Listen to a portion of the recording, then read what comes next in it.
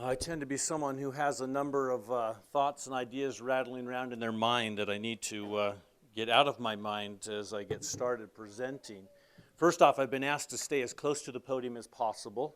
I'm the type of person who tends to build up kinetic energy just standing still. So if I start to move, the poor camera folks will have to chase a little bit. I'll drift to this side of the room when I need to so that these folks don't feel too out of it with our screen being over on this side. So first thing, if I catch anybody trying to write down the notes and copy the slides, you're in really big trouble because you're not a Xerox machine and don't treat yourself that way, okay? So I am more than happy. Of course, there'll be the recording of the presentation, but I'm more than happy to send the slides. We're going to be moving through some graphs and some tables. There'll be some references.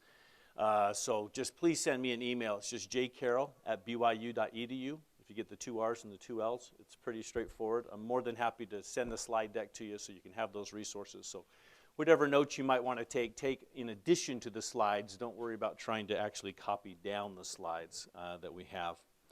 I'm also a big believer in truth in advertising. We're early enough that you can scramble to another session if you need to. So let's be clear about what we're doing here in this session this morning. In many ways, this session is hoping to be a research session for the conference. We're going to be looking at some of the latest research, particularly in the relationship area.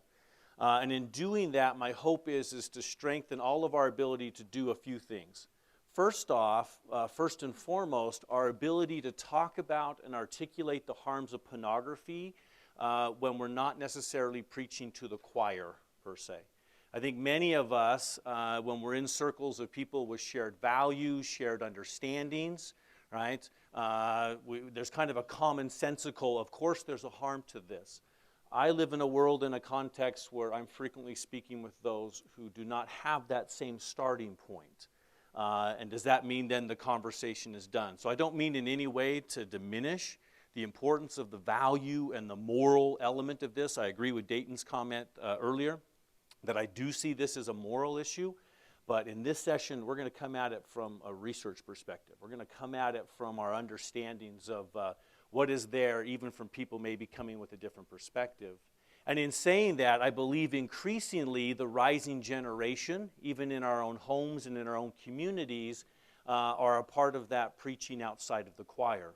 When something is becoming so common, when something is becoming so familiar, there's many asking the question, particularly in the rising generation, what's the harm, right? And are we able to articulate and help see that a bit? So that'll be a bit of our approach and our direction. Also, I'll intentionally be talking about the harms and ways that pornography is impacting relationships and the ways that the research shows it's impacting relationships outside of the context of addiction or compulsion.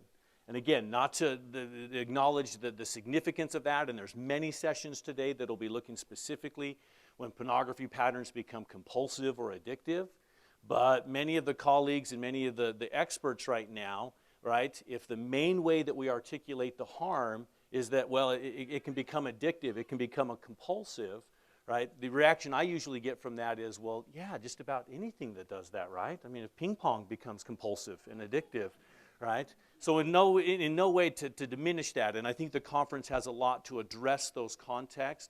So in many ways, I also hope to help us all feel more confident to say, well, what if it doesn't even reach that level of extreme? Is it really doing any harm? Yeah, there's a lot of ways that I think if we think about it and understand it in the right way, we can articulate that, and particularly for a rising generation to help them see and anticipate what the consequences may be. So to jump in our title here today, right, we have this term, the porn gap. What does that mean? What are we referring to? We're going to look at a number of studies, but I'm going to share one particular study with you and 3 or 4 of its findings. It's actually one that our team down in the School of Family Life at Brigham Young University published last year, which we entitled The Porn Gap, since sometimes it's pretty difficult to get your hands on full research articles. One reference I would point you to is we did write a summary of the paper on the Institute for Family Studies blog that can give you a good overview of this.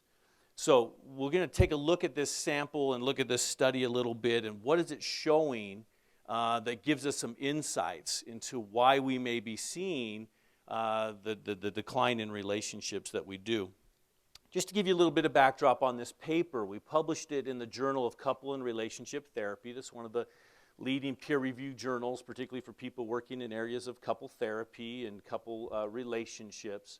The unique thing about this study is that there are very few research studies that have been done with nationally representative samples, right? If I turned in another direction, which I won't today, I would turn this session into an infomercial that says, if you really care about how much of a difference we can make in the larger public square, we need to collectively start paying more attention to the research base that we're developing around this issue.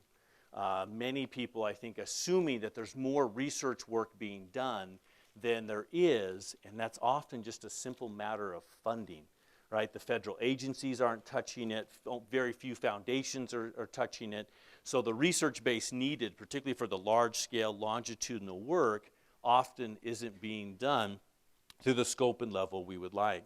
So this study becomes unique, and it starts to fill a bit of a gap. As you can see, the main findings I'll be sharing with you come from a large nationally representative weighted data set of over 20,000 people.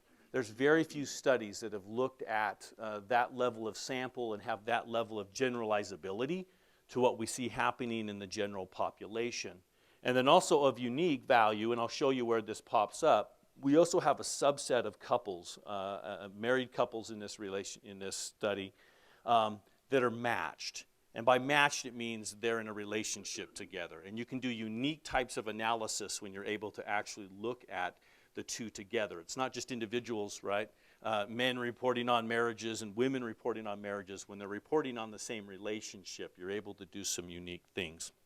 We examined the pornography use rates, the acceptance rates, but in particular with this type of data set, we've paid attention to relationship boundaries and relationship understandings and level of conflict. So let me give you a little bit of a flavor of this, and this is where, this is definitely one you don't want to start trying to write down, right?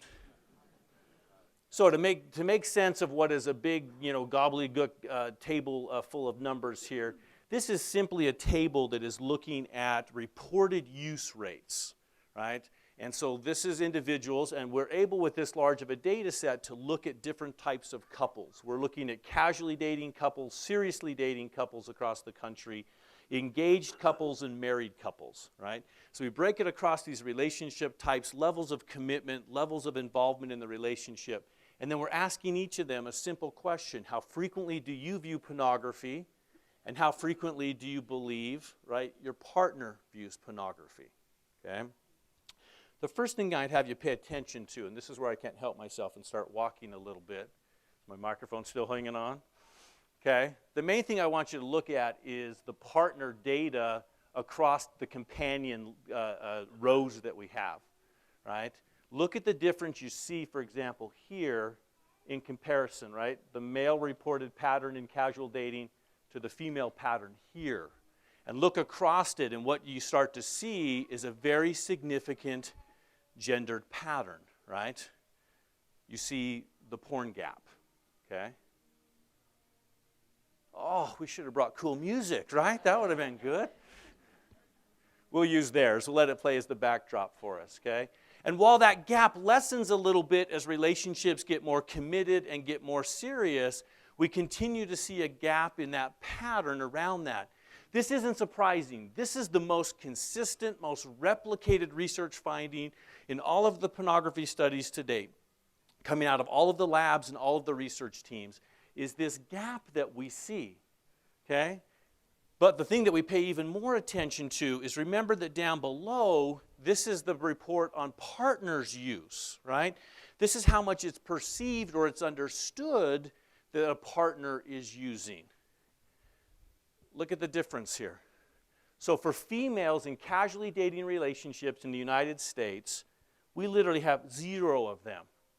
Now someone says, well, wait a minute, that's just because you have a small sample. No, we have a sample of 20,000 people.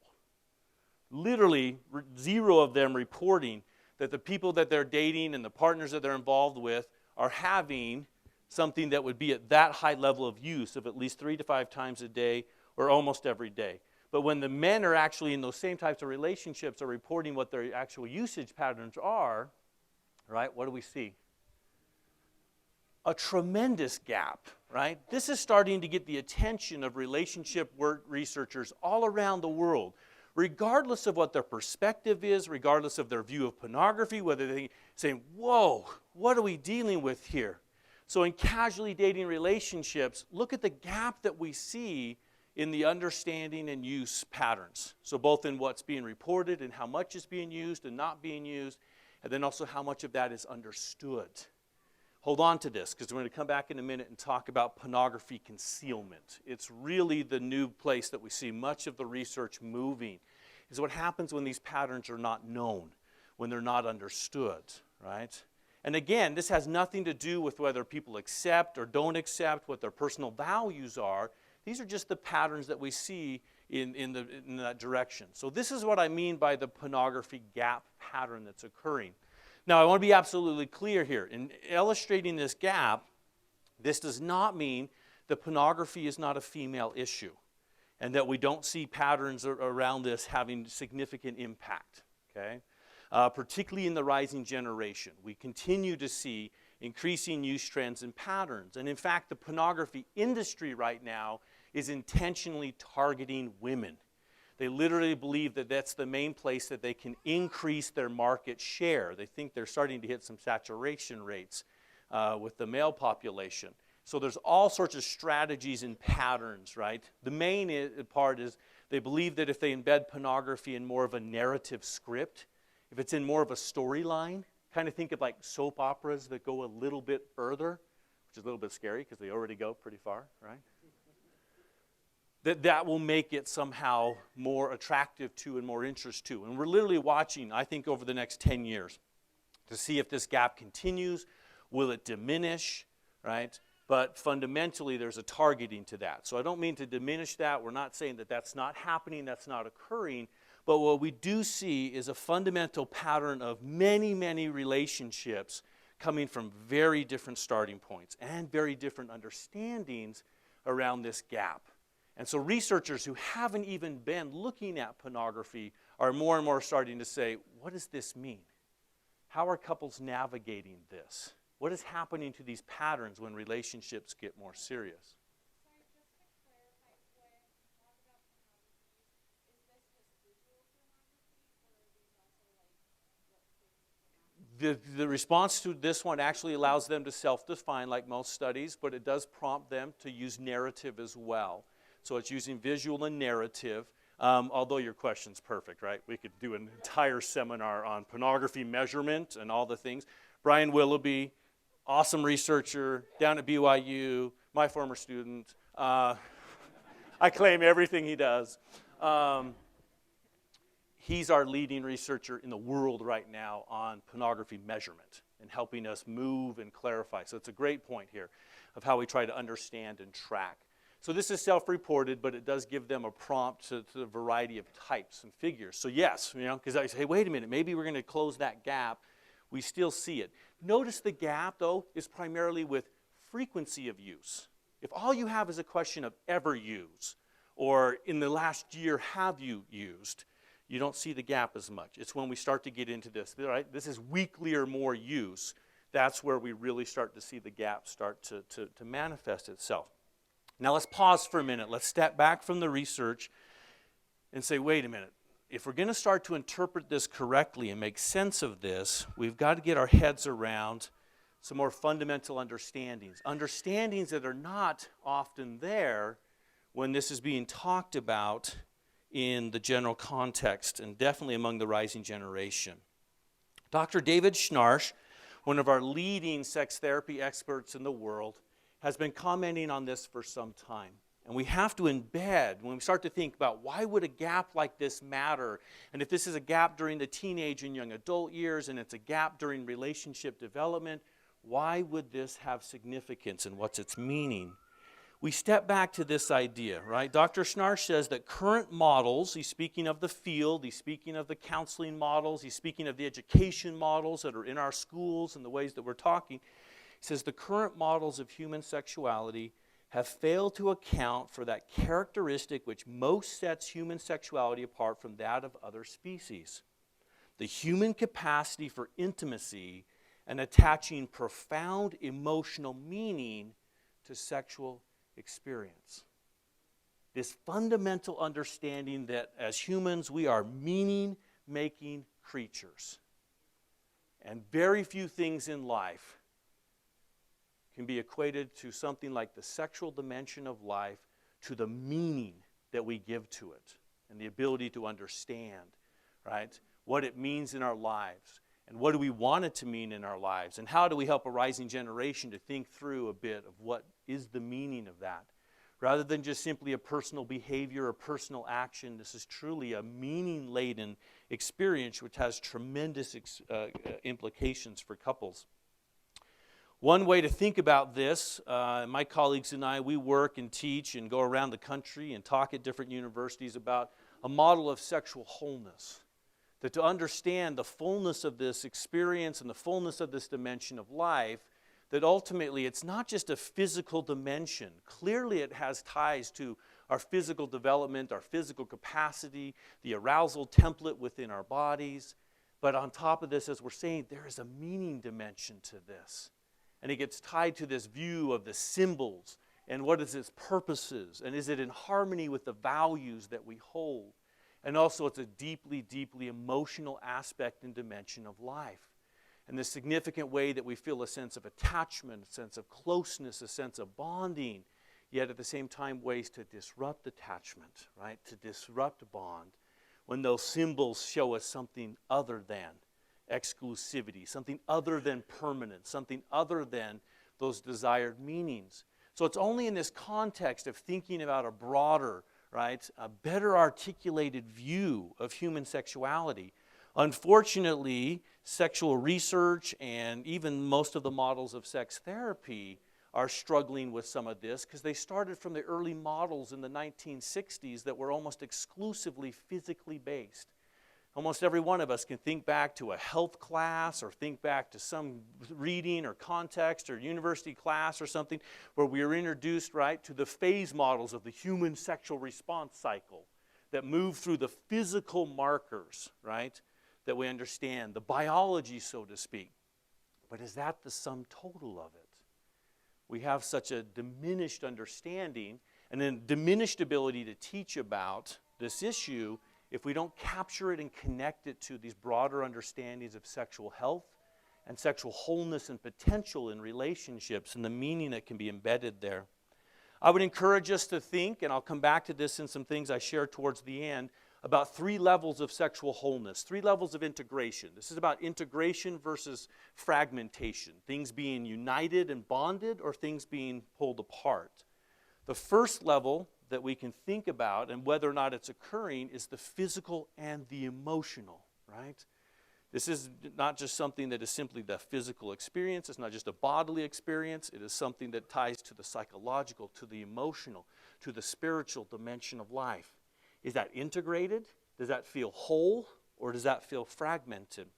And then, of course, in a relationship, is this strengthening and uniting and bringing together this bond, right? Eventually in the full context of marriage, with the full life commitment of marriage, but also with an eye to that through all those developmental stages, right? In casual dating, serious dating, and engagement, is there an eye towards this type of, right, full connection and full bond that we hope for? And then, as we've been saying, a connection to values and meanings, a unity with the couple to what they ultimately aspire to in life. For many people, this is about connection with their faith perspective. This is a sense of unity with God, in a sense that this is in harmony with what they value. But even for those who don't explicitly label it in a faith way, there's still a sense of what is this meaning and value in my life? And does it feel as something that is progressive, something that is in my potential, or is it something that diminishes and pulls away from and distracts from all the other things that I value and love and care about in life? There's a fascinating research line for us that we don't have time to be able to climb into, but the discussion right now is between this idea of harmonious passion, right, versus this idea of compulsive or excessive passion, right? And do we have ways that it's in harmony with and it builds and strengthens the other things we care about, or is it something that undermines? And in the sexuality area, we definitely see this, of people who feel a harmonious expression of their sexual passions and desires and relationships, but also those who clearly feel, right, a compulsive or an undermining part of that it cuts against that. So as we think and talk in this way, we're able to start thinking much more clearly about what are the bonds of enduring healthy relationships. And all of this lets us return to and come back to, again, this pornography gap. And we start to think, where would this be creating difficulty? Where would this create problems? In sexual wholeness, we want to emphasize that this is all about a whole person love. And I want to encourage all of us to say, that's not a controversial topic. I've stood on hundreds of university campuses around this country with people with a wide variety of understandings. And they haven't said, hey, don't push your whole person love perspective down our throat. They're like, no, yes, right? People get that, right? We have an entire movement in our culture right now around this concern about issues of consent and harassment and assault. And what is the fundamental unity of all of that? It denies the whole person. It denies the reality of what needs to be there, of seeing people not just as bodies, not just as parts, but as whole people. So this is really about espousing for a whole person love, where we see and treat others as feeling, thinking, and acting persons, reminding ourselves always that when we touch a body, we touch a whole person. We touch their mind, their spirit, and their emotions. And there is no form of human touch, no form of human contact that can do otherwise. It's the very nature of our humanity and who we are. Everything from a simple handshake to the fullness of bond and union inside of a marriage relationship. It's always with the whole person. It's always with that full connection.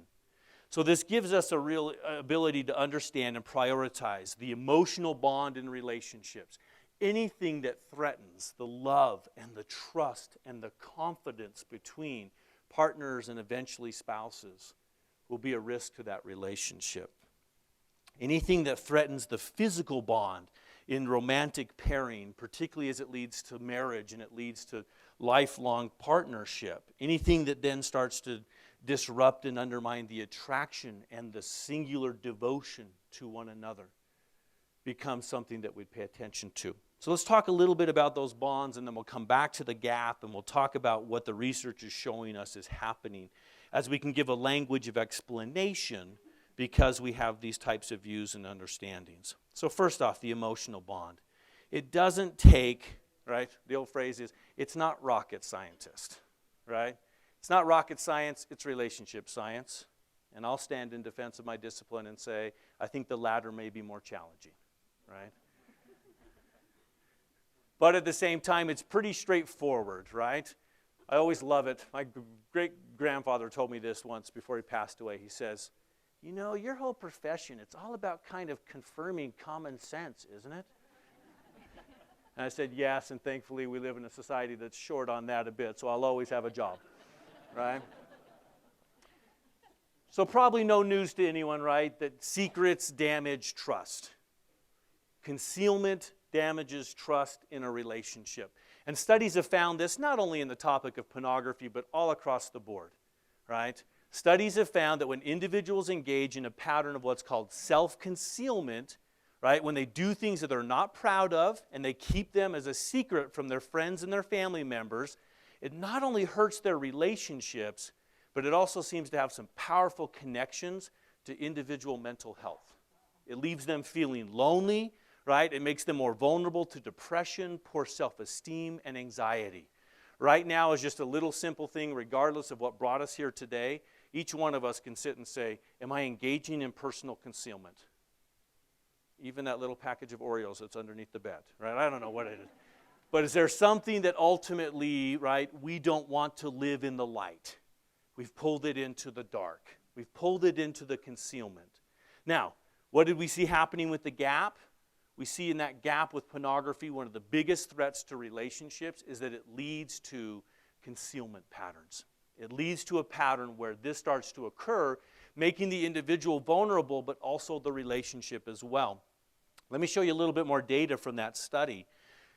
This is where we go in and actually map together. This is the matched couple data set. So what I showed you before was the big, large national sample data set. This is the matched one. So these are people actually in the same relationships, reporting on that relationship. So this is a his use graph. So what we're looking at here is the blue line, right, is his reported use. What we see in that kind of tan-colored line is how much his partner thinks she is using. He is using, okay? Sorry. So ultimately, we're able to go in and look at different scores. We look at the perception model. The thing I want you to pay attention to for our purpose today, so we don't get too lost in the weeds, look at that middle number. That 46% number, that's the number of relationships where she reports his use level at the same level he does. So it tells us that in roughly half of these relationships, there's an element of concealment there that's not occurring. Now, in a few of those, she's reporting a much higher level than he does, right? But what we really see is a pattern where he's reporting much more than she's aware of. In almost 40% of the couples, right? This kind of concealment keeps a pattern that starts to damage. And again, remember, this isn't even at frequency level. This has nothing to do with whether or not it's an addiction or a compulsion. It's just introducing a concealed behavior inside of the relationship. Yeah, hand. So is the argument you made that if pornography is completely open in a relationship, that it may not have this type of negative effect? If this was the only mechanism I was going to show you and the next 6 slides didn't exist, maybe, right? But some are arguing that. It's a great point, right? I've got colleagues right now around the country that are telling me, hey, no, as long as this moves. And some are even saying, oh, if it's couple use, right, no harm. So I'm going to show you a few other things that are even looking at even when we have that. So they all start together. The way to think of this is they come together in a constellation, right? And there's the 6 or 7 explanatory patterns that are helping us see what's going on for couples. And they start to build upon themselves, right? So yeah, we would definitely say, well, openness is better than a secret pattern, right?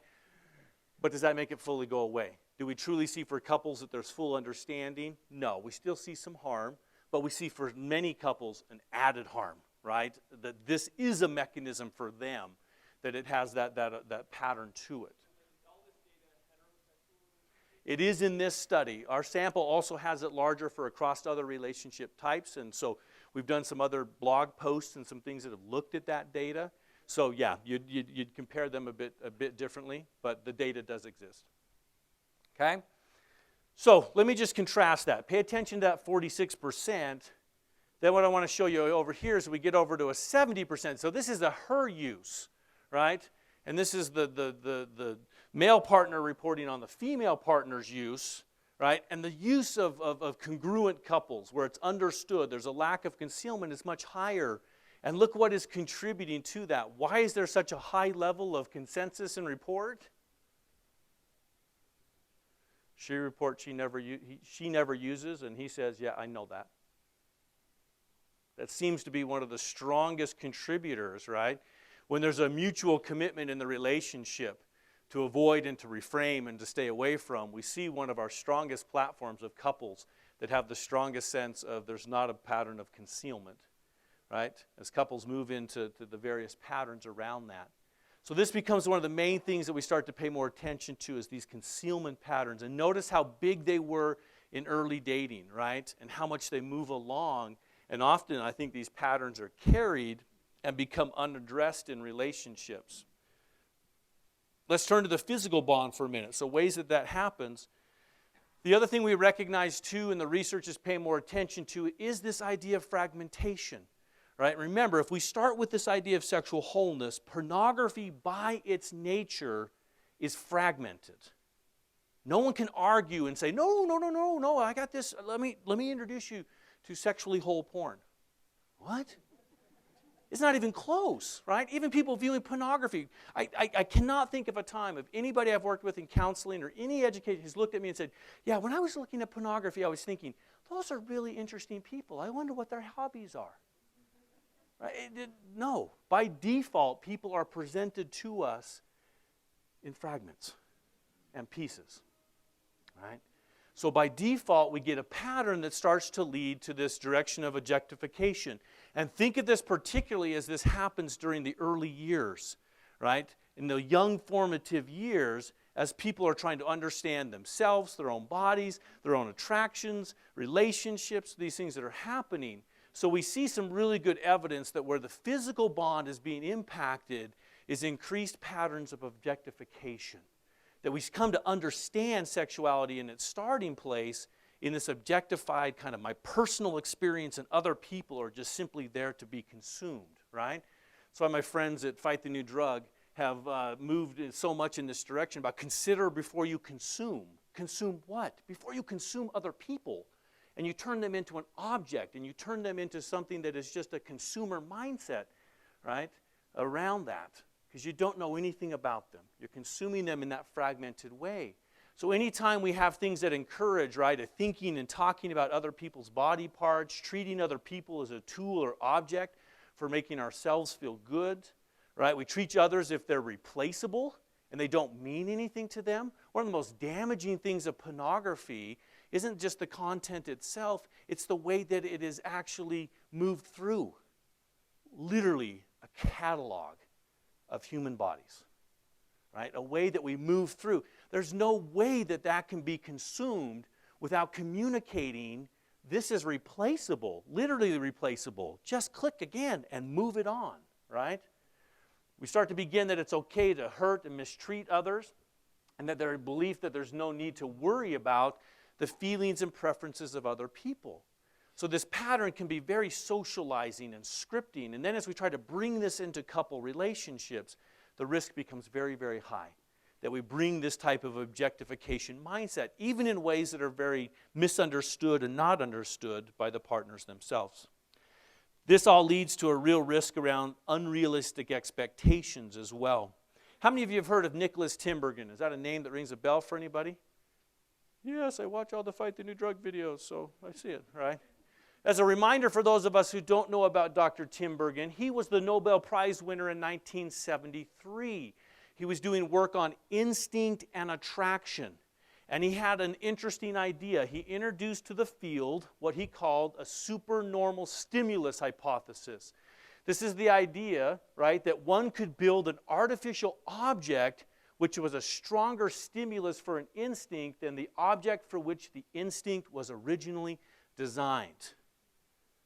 Say again, does anyone got an example of that? Yeah, we'll give you an example of that, right? So what Tinbergen did is he studied the mating patterns of butterflies, right? And butterflies, as we've understood, have an attraction. They have an instinct of attraction towards the wing patterns, right, on the butterflies. And in particular, male butterflies pay attention to these wing patterns as a signal and a cue, right, for mating and for attraction and for instinct. So what did Tinbergen do? He built large cardboard butterflies that made patterns that were more exaggerated, more colorful than what you would find in nature. Puts these in the context, right, of butterflies and their mating behavior, and what happens? The male butterflies begin to completely ignore the living, real female butterflies. Every one of them is trying to mate with the cardboard. That is a title for a book on pornography. Partner with the cardboard, right? And that's what pornography does. It is constantly presenting to us these artificial, manufactured, scripted, sculpted, right, choreographed images and patterns, exaggerated in so many ways. And that is starting to be the sexual template for many people. That's what they watch. That's what they see. That's what they expect. And again, they try to transport this in ways into couple relationships. So the objectification, the unrealistic expectations have all sorts of ways that we can see this starting to get into relationships that are struggling, right, to live in real relationships, right? Pornography never ages. Real relationships do, right? So even in the way that it emphasizes a certain stage of life or a certain pattern, there's so many ways that it distorts us away from what is real, gets us away from these emotional and these physical bonds. So with this, we see a number of ways that we're able to hypothesize, we're able to start to explain and expect a disruption of intimacy, a disruption of the physical, right, stimulation and experience, but also, most importantly, the psychological element of that. And so what we're starting to pay more attention to as relationship researchers is ways that this is disrupting the physical outputs, so to speak, in a relationship as couples start to struggle, but also ways that it starts to disrupt the psychological outputs, their sense of belonging, their sense of becoming, their sense of intimacy in the relationship, okay? Now, this is where you hit the critical moment, right? Probably haven't said anything that anyone in the room's going, I don't know. I mean, there's a few of you. You're born skeptics. That's great, right? You need to come join our graduate program. Skeptics make great academics. But then we start to say, yeah, but is there anything to back this up, right? There might even be somebody in the room going, this sounds a little bit like reworded Sunday school, right? And they're kind of like, wait a minute, there's kind of a value piece in here too, right? And that's kind of neat, and the butterfly story was exciting and all, but I'm not a butterfly, so thanks anyway. Is there really any evidence of this? And again, we need a lot more research to get to specifics, but do we see anything that confirms that this hypothesis may be correct, that we might actually be seeing this occurring? Yeah, let's take a look at some things, right? Meta-analysis. What's a meta-analysis study? It's a study that studies other studies, right? It's going to gather them all up, and it's like a lit review with fangs, right? It's like actually going to get into the analysis and try to say, hey, based on a whole body of studies, what can we conclude, okay? Paul Wright at the University of Indiana, right, did a meta-analysis on porn use effects on relationship and sexual satisfaction. Okay, do we see any trends across the studies? His meta-analysis looked at 50 studies. It had over 50,000 participants. It was done in 10 countries, right? They looked at cross-sectional surveys, longitudinal surveys. They looked at experiments, and across the board, they consistently found a decrease in relationship satisfaction, right, across all of these studies. We have to recognize that there is a growing research base that fully confirms the pleasure paradox. What is the pleasure paradox? The more we pursue things like pornography, which promise pleasure in its counterfeit, cardboarded way, it seems to have a very good ability to reduce our pleasure. Right? That's what a paradox is. You're engaging in something thinking you're going to get one outcome, and you get something completely different. The natural example is turning the jar lid the wrong way. Right? I think I'm going to open this, but you're just making it tighter, right? So the pleasure paradox is one where the more we seem to pursue pleasure through these patterns and through things such as pornography and through fragmented forms of sexuality, the evidence keeps showing us that they don't lead to the promised satisfaction, definitely not in the long run. Does relationship satisfaction correlate with any level of pornography use or only after a certain level? Great question. Great question. Smaller negative effect with any use, and the biggest thing, and I'll show you another graph that's just about to show this, much stronger effects when it becomes regular and it becomes kind of that habitual pattern. We get much, much more concerned when that starts to occur. But still worth noting, any use was still showing, right, a negative correlation, but not to the same effect. Now remember, that was across the cross-sectional studies, which everyone says, well, that's not causation. That's also across the longitudinal studies. It's also across some of the experimental studies that have been done. So this is a larger body of research that we can start to have some confidence with. What happens when we look at pornography inside of the dating context? This is a new study, right, that just came out in 2017. That's new for all of us, that this stuff comes out quick enough. This comes from Sam Perry's work at the University of Oklahoma. The great thing about his work and his lab is they've got the best longitudinal data set right now, right? So actually following it, we can do some causal work on this. But this is what you were pointing out, right? This captures exactly. So this is looking across frequency. So you're looking at the likelihood that the relationship will break up versus the frequency of use. And that breakup is 6 years down the line versus the reported use early on. And look what happens. We just start to see this growing trend. We still see an elevated risk use, right, as we start to move into use, but it starts to get much, much higher. Now, the great thing is the commentary in the research field was as soon as Perry published this, they said, well, those are premarital relationships. You know, half of those are actually designed to break up, aren't they? Which was perfect, because at that very moment he had another study that was out, and this time he was looking just at the married couples and divorce. I want you to pay particular attention to this. This is a meaningful study. It's longitudinal with excellent methodology. It was just published last year. The conclusion the authors had from following all of these couples across time, we found that the probability of divorce roughly doubled for married Americans who began pornography use between the survey waves, and that this relationship held for both men and women. Now here's a key one. Conversely, discontinuing pornography use between survey waves was associated with a lower use of divorce, or lower probability of divorce. Stopping actually changed the probability, changed the direction of that. That's about as close as we can get to something that we feel is really causal pattern. They said additional analyses also showed that the association between beginning pornography use and the probability of divorce was particularly strong among younger Americans, so this seems to be more of a threat for the rising generation, those who were less religious, and those who reported greater initial marital happiness. So in a way, it's a real risk and a threat to those that seem to have relationships that are pretty strong and pretty happy as these patterns continue and come in. My main thing here is just trying to give us a bit of a flavor to the reality that we are starting to see across multiple research groups and studies. This isn't something that just those with certain values and those with certain religious persuasions and those with certain, it's a gross understatement to say that somehow those groups are creating this concern. We see this across samples, across individuals with a variety of perspectives and acceptance levels around this, different levels of the gap, and we're seeing a consensus. Many of us paid great attention, and I'll share this as one last thing before I move to some conclusions. How many of you have heard of the Gottman Institute? Yeah, there's a few more hands. Gottman Institute, marriage research, kind of the top of the mountain, right?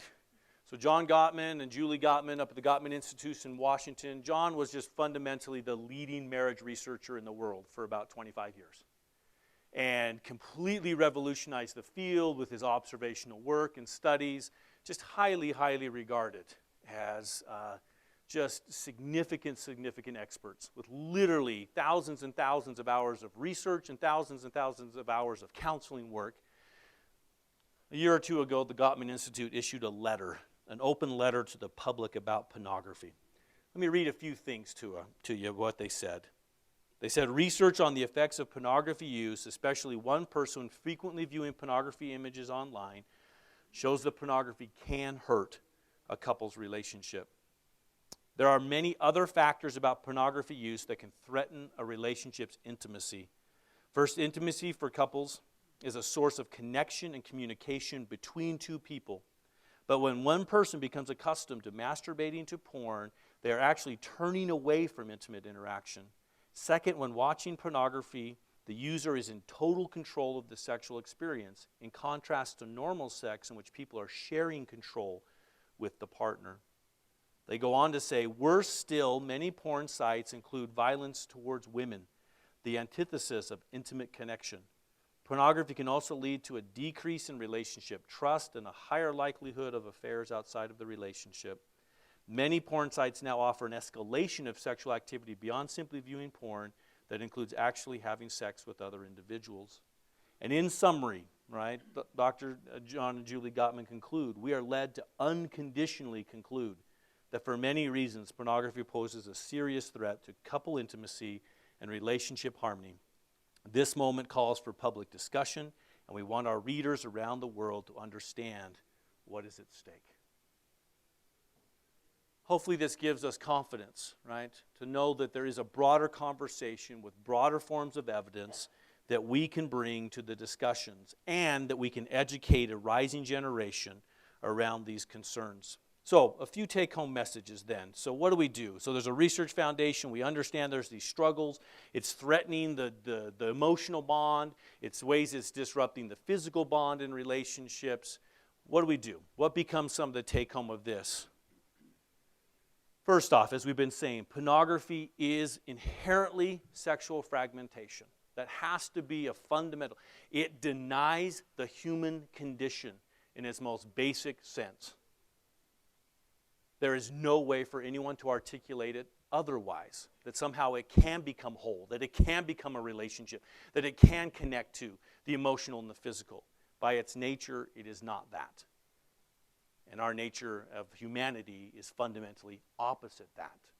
With that acknowledged, we have to recognize that any effective approach to teaching about counseling, preventing, intervening with pornography patterns has to be embedded in a broader understanding of sexual wholeness and human sexuality. If we don't have this type of full teaching and understanding, particularly for young people, we in some ways unintentionally contribute to a fragmented understanding. So as much as we see this, my great concern is that pornography becomes a standalone topic, right, that is addressed or talked about like a behavior. Next thing you know, it's sitting right next to curfew, did I get my homework done, and don't look at that stuff on the computer, right? But no one ever took it and said, wait a minute, because it's tied to this. And we need to fully appreciate what that can be in our lives and what that means. And this is counterfeit. And the cardboard right now is problematic because, right, we're concerned about it, but that cardboard is really going to pay really bad dividends down the road. And to help that be understood, but it needs to be understood, right? The great thing about this, too, is most young people today, you will have much, much more ability to communicate as long as you're standing for something rather standing against something, right? And so the ability to say, this is what I'm standing for, and this is what I'm helping you stand for, and I'm helping you realize that there's a why behind the what, and that there's something behind this behavior. And it's not just a don't do it, why? Because I don't want you to, but because this is what can happen. And this is what I want for you. And particularly as they're getting older and they're recognizing, right, the power of their own sexual nature and the things that they recognize about themselves. And to say, oh, this is something to be channeled towards something amazing and beautiful in my potential. Not something that has to be taken away or has to be ended, right? But something to be channeled towards and brought towards this purpose. That's a message that has a lot of positivity to it and a lot of recognition. It also should give us some great sympathy, too, to why so many young people and not so young people are struggling with pornography. It is fundamentally the cardboard butterfly, right? But the patterns, right, the instincts, the parts of ourselves that are naturally inclined and should be inclined to that are being counterfeited, right? And it helps them understand then that it's just a hijacking of that rather than something that's created in them. I do warn about the unintended side effects of not teaching about healthy sexuality. Too many of our young people may get a very strong message about pornography or other forms of sexual expression that we warned them about, but if it's not embedded in a healthy sexuality message, what often happens is sexuality as a whole becomes a negative. Sexuality as a whole becomes a harmful, negative dimension of life, and we may fix one problem, so to speak, and create an entire other host of problems. That as young people try to move into those later relationship stages and into marriage, they've never heard the positive, affirming preparation messages for this dimension of life. So I think this has to be critical as we think inside of our own lives, our own homes, our own communities of how we do this. Tied to this is pretty much just a natural extension, is then also that has to be embedded inside of an understanding of healthy relationships. I think we need to be doing much, much more intentional relationship education, right? And helping understand. Notice how much we talk today, and even in the short time we've been together, and we've had to talk about trust, right? We've had to talk about the need of openness and communication. Dayton was talking this morning about forgiveness and these other key features of healthy relationships. Inside of that context, and inside of a context of healthy sexuality, the potential harms and the real harms of pornography become much more clear and much more able to be understood of what they can do and how they'll have that type of impact, even though the use of pornography is becoming so common around us. And this one, I think, is a tricky one for us, but I think we absolutely have to give some thought and ways that we create a compassionate culture of disclosure and support. I'm not calling in any way for us to diminish the voice of warning about the harms of pornography, but we've got to find ways as well to balance that with a compassionate culture that will encourage disclosure, that will break these patterns of concealment, right? That will help inside of relationships and homes and communities to help people get that sense of help. The number one thing we know that helps people get away from a pattern of habitual, and definitely if it's gotten to a point of compulsive or addictive use of pornography, the number one thing that helps them turn around and get a new pattern in life is breaking the secret. It's the disclosure of that. It's the ability to take away the power of that and bring it into the light and allow there to be that. There's a lot of concern for many people about what happens when I do that and how does that happen. Again, I'm not calling to diminish our raising a voice of warning, but we've got to couple that with as well a sense of a recognition. The most dominant pattern we have of situations where people are getting entangled in pornography in enduring ways as individuals getting entangled at a very young age, long before they've had any sense, right, of what the longer term consequences would be, and a pattern where that is endured and continued and they haven't known how to disclose and haven't been able to get outside of that secret. That should bring some compassion for us. We recognize its great harms. We recognize what it does.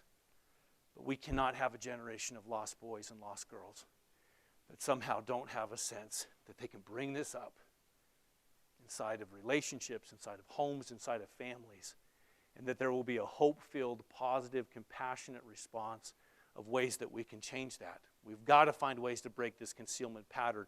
Again, even if it never gets anywhere near a compulsive or habitual pattern, that concealment can be so detrimental to themselves and so detrimental to those relationships in time. So that one becomes a critical one for us to think about.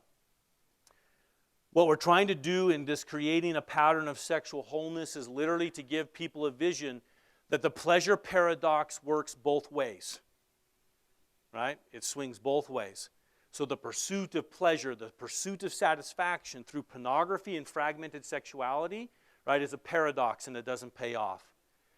The opposite is also deeply true. That as we learn to create a way of life and we create relationships founded in sacrificial love, whole person love, commitment, dedication, yes, letting the rising generation know that does involve commitment, means making a choice to forego some other choices. Too many of us today are trying to say, anything that makes me forego any other choice, I don't want to do. But it's that devotion. It is that commitment, and even at times that sacrifice. And what does that paradoxically bring about? It brings about the pleasure. It brings about the satisfaction, because it anchors all of this into a wholeness. Linda Wade and Maggie Gallagher, two of our leading family demographers in the country, in their book, The Case for Marriage, looked at the research around, right, this wholeness pattern inside of marriage. And they labeled it selfless intimacy. They said selfless intimacy can literally double your sexual pleasure. You get satisfaction not only from your own sexual response, but from your partner's as well. Love and concern for one's partner shifts the focus away from the self in a sexual relationship and towards the other person. This selfless approach to sex, paradoxically, is far more likely to bring sexual satisfaction to both men and women. And as we've been highlighting, and as we'll hear throughout the entire day today, pornography at its core is fundamentally a counterfeit that can never produce what is ultimately promised to us, and we have the capacity for as humans, as individuals, and potentially and particularly inside of our relationships. Thank you.